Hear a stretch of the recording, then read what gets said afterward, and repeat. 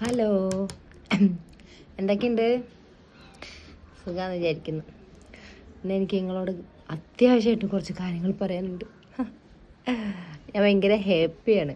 ഒരു 15 വർഷത്തിന് ശേഷം വലിയൊരു അത്ഭുതം സംഭവിച്ചിരിക്കുകയാണ് ഗൈസ്. ഒരു 15 ലോങ് ഇയേഴ്സിന് ശേഷം.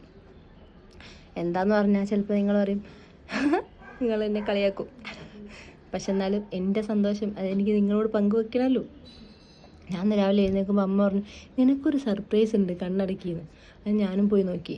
എന്താണെന്ന് വെച്ചിട്ടുണ്ടല്ലോ, എനിക്ക് 2 ഗിഫ്റ്റ് കിട്ടി ഗൈസ്. എൻ്റെ ആങ്ങളെ എനിക്ക് 2 ഗിഫ്റ്റ് തന്നു ഗൈസ്. ഞങ്ങൾ കാണിച്ചു തരാം. 2 കമ്മലാണ് ഗൈസ്. ഒന്ന് ഈ കമ്മലും ഒന്ന് ഈ കമ്മലും. ഈ 2 കമ്മലും എനിക്ക് ഒരുപാട് ഇഷ്ടമായി. അതിലും വലിയ സംഭവം എന്താണെന്ന് വെച്ചിട്ടുണ്ടെങ്കിൽ, എനിക്കൊരു 15 വർഷത്തിന് ശേഷമാണ് എനിക്കിങ്ങനെ ഒരു ഗിഫ്റ്റ് എൻ്റെ ചേട്ടൻ്റെ കയ്യിൽ നിന്ന് കിട്ടുന്നത്.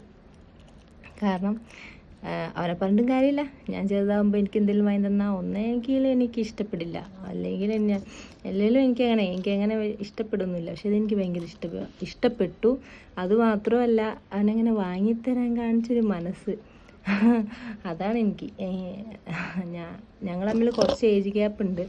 അപ്പം ഞാൻ വിചാരിക്കുന്നത് അവനെന്നെപ്പറ്റി ചിന്തിക്കാനോ ഒന്നിനും സമയമില്ല. അവൻ്റേതായ വൈബ് കാര്യങ്ങളൊക്കെ ആയിട്ട് നടക്കുന്ന ആളാണെന്നാണ് എൻ്റെ മനസ്സിൽ.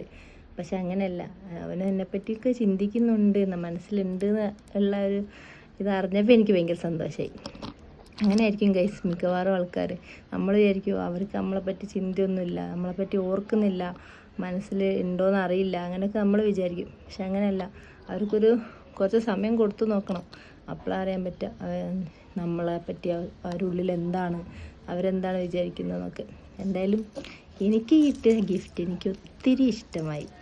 പിന്നെ എനിക്ക് എൻ്റെ ചേട്ടൻ്റെ അടുത്ത് എത്ര താങ്ക്സ് പറഞ്ഞാലും മതിയാവില്ല. ഞാൻ അവനെ ഒരുപാട് ഉപദ്രവിക്കാറുണ്ട്, പക്ഷേ അവൻ എന്നെ ഒത്തിരി ഇഷ്ടമാണ്.